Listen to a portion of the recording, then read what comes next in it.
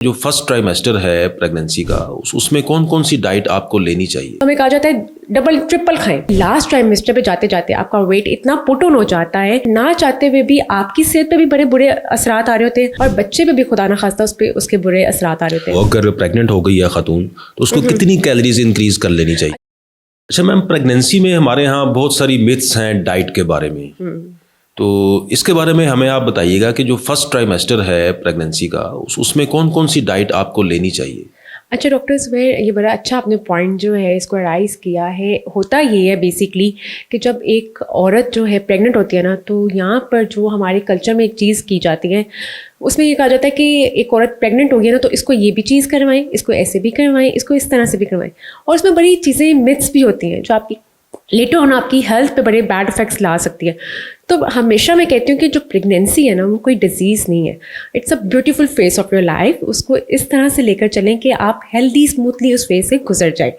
تو اس میں سب سے پہلے جو چیز آتی ہے وہ آپ کا جو مین رول ہے وہ آپ کی نیوٹریشن کا ہے, کہ آپ اپنی باڈی کو کس چیز سے فیول دے رہے ہیں, کیا کھا رہے ہیں, کتنی فارم میں لے رہے ہیں, کتنی کیلوریز لے رہے ہیں.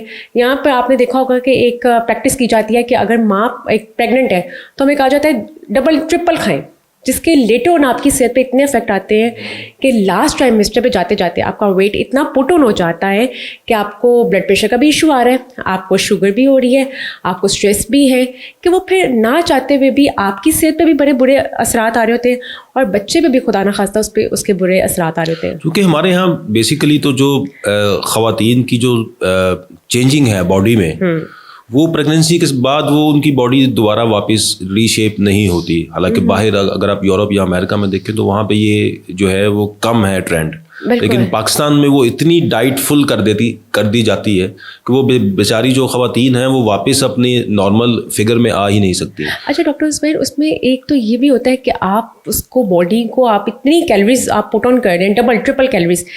اور یہ بھی ہوتا ہے سیکنڈلی آپ کی فزیکل ایکٹیویٹی نہیں رہتی. آپ کہتے ہیں پریگننٹ ہوگی نا خواتین, اس کو آرام کرنا ہے بس, اس نے اور کوئی کام نہیں کرنا. یہ بہت غلط پریکٹس ہے. لاسٹ ٹرائیمیسٹر فرسٹ ٹرائیمیسٹر میں ہم کہتے ہیں کہ آپ نے ضرور تھوڑا ایک ریسٹ فیس میں رہنا ہے, کیونکہ فرسٹ ٹرائیمیسٹر میں چانسز ہوتے ہیں مس کیریج کے.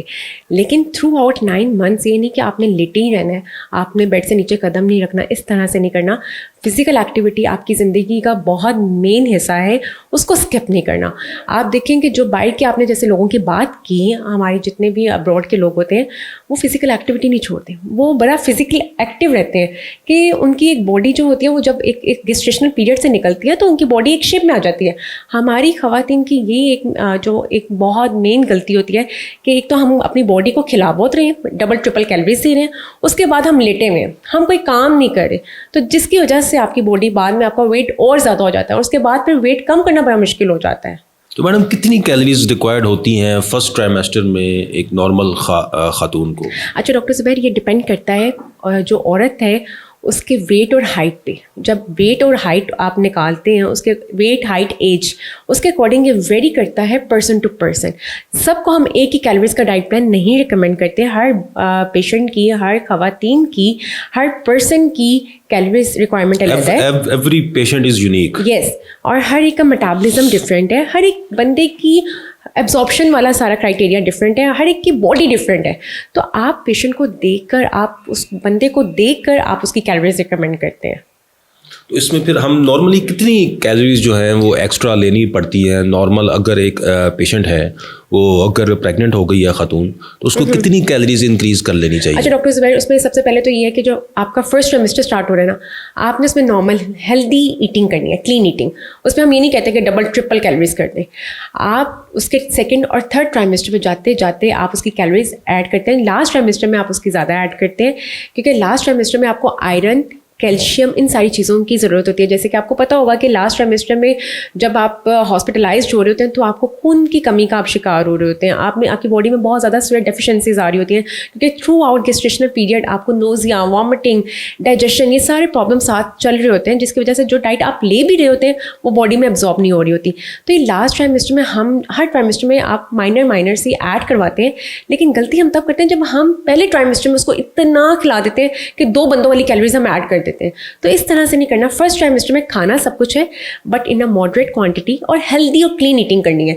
کہ آپ کو پتہ ہونا چاہیے کہ آپ جو اپنی ڈائٹ میں اپنی باڈی کو فیول دے رہے ہیں کیا وہ ہیلدی ڈائٹ ہے یا وہ انہیلدی ڈائٹ ہے. انہیلدی ڈائٹ سے مراد آپ کا جنک فوڈ, آپ کی تلی ہوئی چیزیں, آپ کا اسپائسی فوڈ, وہ چیزیں کہ اوبویسلی کریونگ ایک ہوتی ہے, آپ کا میٹھے کا بے شمار کھانا, وہ والی چیزیں. آپ کی ہیلدی ایٹنگ یہ ہے کہ اس میں آپ گھر کا کھانا کھا رہے ہیں, جس میں گھر کی ایٹنگ ہے, آپ کی ایٹنگ ہیبٹس جو ہیں وہ گھر کی جو کلین ایٹنگ ہے وہ ہونی چاہیے.